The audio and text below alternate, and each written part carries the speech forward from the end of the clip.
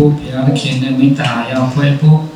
ရောက်ရှိလာတဲ့သူတွေအားလုံးပေါ်မှာဘုရားခင်ကောင်းချီးပေးပါစေဒီနေ့ကတော့ကောင်းသောအရာကိုရွေးချယ်ခြင်းနဲ့ကောင်းသောမျိုးစီကိုကျဲခြင်းဆိုတဲ့ခေါင်းစဉ်နဲ့ဒေသနာဝင်သွားခြင်းပါရဲ့ဒီနေ့ပထမဆုံးဘသူရဲ့တက်တာကိုကြည့်မလဲဆိုရင်ရုတ္တရဲ့တက်တာကိုကြည့်ရအောင်ရုတ္တဝတ္ထုခန်းကြီး1အပိုင်းငယ်16နဲ့19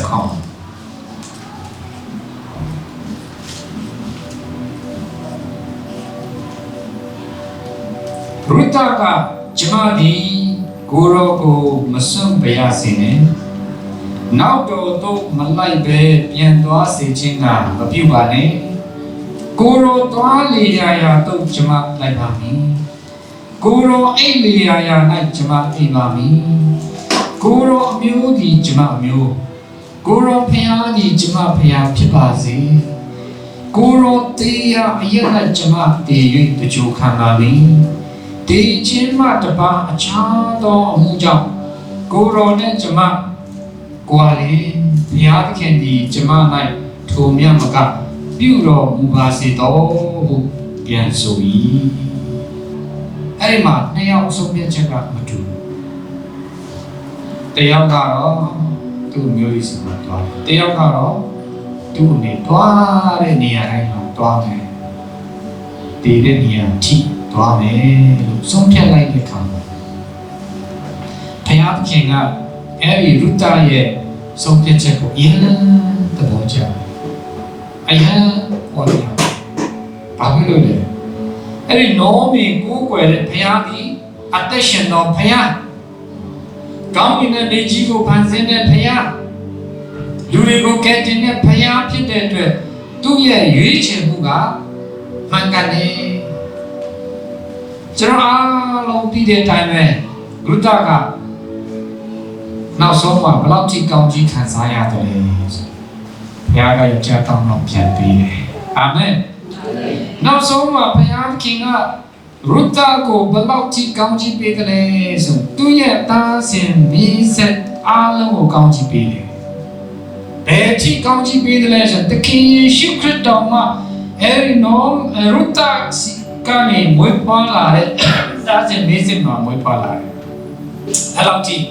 ဘုရားခင်ကရုတ္တကိုကောင်းချီးပေးတယ်အဲ့ဒါဘယ်ကနေစတာလဲရွေးချယ်ခြင်းကဲတော့တယောက်ကြည့်ရနောက်တယောက်ရဲ့အသက်တာနောက်ဆုံးသူကတော့ယောရှုဖြစ်ပါတယ်ယောရှုမဆာခန်းကြီး24အပိုင်းငယ်14နဲ့15ယခုမှထာဝရဘုရားကိုကြောက်ရွံ့၍ကြည်ဖြူခြင်းတစ္ဆာဆောင်ခြင်းနဲ့တကွာဝတ်ပြုကြလော့မိကြီးတစ်ဖက်၌၎င်းအေဂုတုပြည်၌၎င်းဘိုးဘေးတို့ဝတ်ပြုသောဘုရားကိုပယ်၍ထာဝရဘုရားကိုသာဝတ်ပြုကြလော့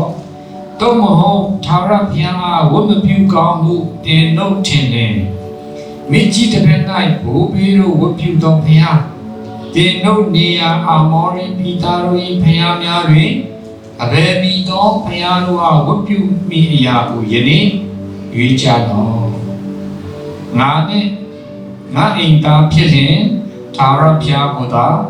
ဝတ်ပြုမိငါတို့ဒီနေ့ကိုယ်ွယ်တဲ့ထာဝရဘုရားကိုမင်းတို့မကိုယ်ွယ်ခြင်းဘူးဆိုရင်ရတယ်တခြားဘုရားကိုကိုယ်ွယ်လိုက်နော်တခင်ယေရှုဘုရားကိုကိုယ်ွယ်ခြင်းလေဆိုရင်ရတယ်ဒါပေမဲ့မကိုယ်ွယ်ခြင်းဘူးဆိုရင်ရတယ်တခြားဘုရားကိုလုံးလုံးလဲလဲကိုယ်ွယ်လိုက်ဟိုလိုဒီလိုမလုပ်နဲ့ဟိုရောင်ဒီရောင်မလုပ်နဲ့ပြတ်တာပဲဆုံးဖြတ်ပါပြတ်တာဘာလို့ရမလဲဆုံးဖြတ်ရယောရှုလက်ထက်ကာလပတ်လုံးဣသရေလအမျိုးသားတို့သည်ထာဝရဘုရားကိုဝတ်ပြုကြ၏ယောရှုရဲ့ဥဆောင်ခြင်းအပြင်ဣသရေလလူမျိုးတွေအားလုံးယောရှုလက်ထက်ကာလပတ်လုံးထာဝရဘုရားကိုဝတ်ပြုကြတယ် နောက်တစ်ခုခေါင်းစဉ်ကဘာလဲဆိုရင်ကောင်းသောမျိုးစီကိုကျဲပါဂလာတိခန်းကြီး6အပိုင်းငယ်9နဲ့9ကနေ9အဲ့ဒါလေးတစ်ချက်ကြည့်အောင်ဂလာတိခန်းကြီး6အပိုင်းငယ်9ကနေ9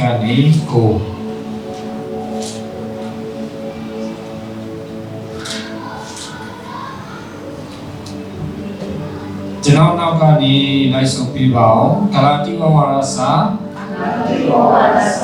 ခန်းကြီး6အပိုင်းငယ်9မှ9အလွဲမြူကြတယ်ဘုရားသခင်သည်မထီမဲ့မြင်ပြုခြင်းကိုခံတော်မမူလူသည်မျိုးစိကျဲသည့်တိုင်းအတိအနံကိုရေးရလိမ့်မည်မိမိဇာတိပဂတိ၌မျိုးစိကျဲသောသူသည်ဇာတိပဂတိအားပုံပြခြင်းအတိအနံကိုရေးရလိမ့်မည်ဝိညာဉ်ပဂတိ၌မျိုးစိကျဲသောသူသည်ဝိညာဉ်ပဂတိအားဖြင့်ထာဝရအသက်ရှင်ခြင်းအတိအနံကိုရေးရလိမ့်မည်ပိုင်ငယ်ကိုငါတို့သည်အာမယောစိတ်မပြတ်ပဲကောင်းသောအကျင့်ကိုကျင့်ကြကုန်အံ့ထိုသို့တည်ကြည်၍ကျင့်လေအချိန်တန်သောကာလ၌အတိအနံကိုရေးရကြလိမ့်မည်အဲ့ဒီခမည်းကျဲလိုက်တဲ့မျိုးစိရဲ့အကျိုးအတွက်ဝမ်းမြောက်ရှင်လန်းတဲ့အရာကိုပြန်ပြီးကြီးမားသောအရာကိုပြန်ပြီးမှရိတ်သိမ်းခွင့်ပေးမယ်ဒါမှမဟုတ်ခမည်းမကောင်းတဲ့မျိုးစိကိုကျဲတယ်ဆိုရင်စူးပင်ကိုကျဲလိုက်တယ်ဆိုရင်စူးပင်ပဲပြန်ပြီးဘသူရဲ့တက်တာမှာတွေ့ရတယ်ဆိုတာဒါဝိအားလုံးသိတဲ့အတိုင်းပဲရှင်ဘုရင်ဒါဝိကြီးတနေ့ကျတော့သူ့ရဲ့နာမတော်ပေါ်ကနေကြီးလိုက်တဲ့အခါမှာမိန်းကလေးချောချောလေးချမ်းသာလေးတယောက်ကိုတွေ့တယ်။သူကရှင်ဘုရင်ဆိုတော့ဒီမိန်းကလေးကဘသူလဲ။အော်မေသူရဲ့အစေခံရမေးတယ်။အော်အဲ့ဒါကတခြားလူရဲ့မိန်းမဥရိယရဲ့မိန်းမဒါလည်းခေါ်လာခဲ့ရှင်နေဆိုတော့အဲ့ဒီအင်မတန်မှလာတဲ့မိန်းကလေးကိုပြင်ထားလိုက်တယ်အဲ့ဒါနဲ့ prophet နာသန်ကလည်းရှင်ပြစီမာလာတယ်တခါတော့မြို့တစ်မြို့မှာတတိကြီးရှိတယ်အဲ့ဒီမြို့မှာစီးရင်သားတယောက်လည်းရှိတယ်တတိကြီးကတော့သူ့မှာတိုးတွေနွားတွေအများကြီးပိုင်ဆိုင်ထားပြီးမှအရန်ချမ်းသာကြွားတယ်စီးရင်သားမှာတော့သူကိုယ်တိုင်မွေးစားထားတဲ့တိုးမလေးတကောင်ကလွယ်လို့ဘာမှမရှိဘူးအဲ့ဒီတိုးမကြီးကအိမ်ရှင်နဲ့သူ့ရဲ့သားသမီးတွေနဲ့အတူကြီးပင်းလာတယ်အိမ်ရှင်ရဲ့အစာကိုနေနိုင်စားတယ်အိမ်ရှင်ရဲ့ရေကိုတောက်တယ်အိမ်ရှင်ရဲ့ရင်ခွင်မှာအိမ်ပြီးမှအိမ်ရှင်ရဲ့သမီးအရင်လိုဖြစ်နေတယ်ဒီနေ့ကျတော့အဲ့ဒီတထေးကြီးအိမ်မှာအဲ့တဲ့ရောက်လာအဲ့တဲ့ကသူ့မှာရှိတဲ့သိုးတွေနွားတွေကိုနှမျောပြီးမှမတတ်ဘူးအဲ့ဒီစင်ရဲသားအိမ်ကတိုးမလေးကိုယူပြီးမှတတ်လိုက်တယ်အဲ့တဲ့ကိုကျွေးလိုက်တယ်အဲ့ဒါဝိကအညာဆိတ်ဆိုးမယ်အဲ့ဒီတထေးကဘာလို့လဲတေကိုတေးရမယ် အဲ့ဒီသုံးပါးလေးအတွက်လည်းလေးစားပြန်ရောရ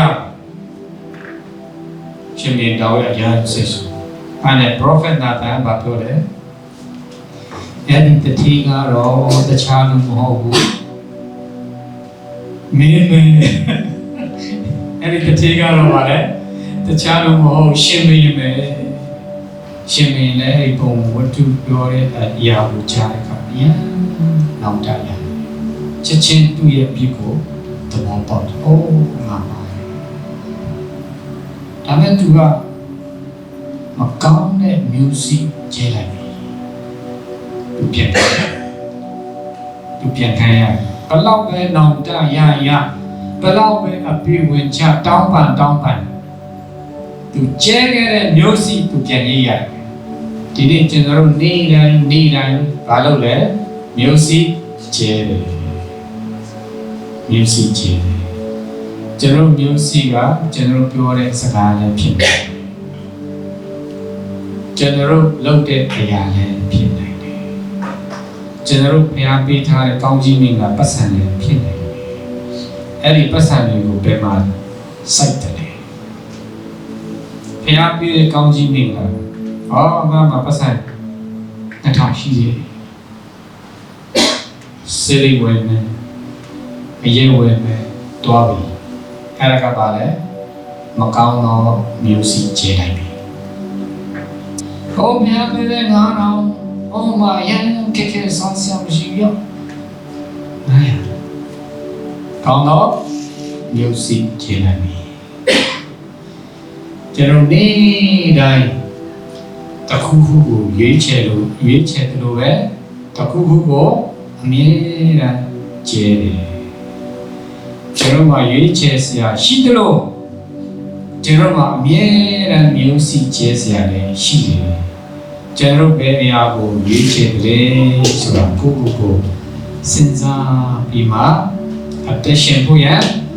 ဒီကနေ့အနေငယ်ခွာပြချင်လို့ဖြစ်ပါတယ်ရောက်စီတိုင်းဖျားရှင်ကောင်းကြီးပေးပါစေအာမင်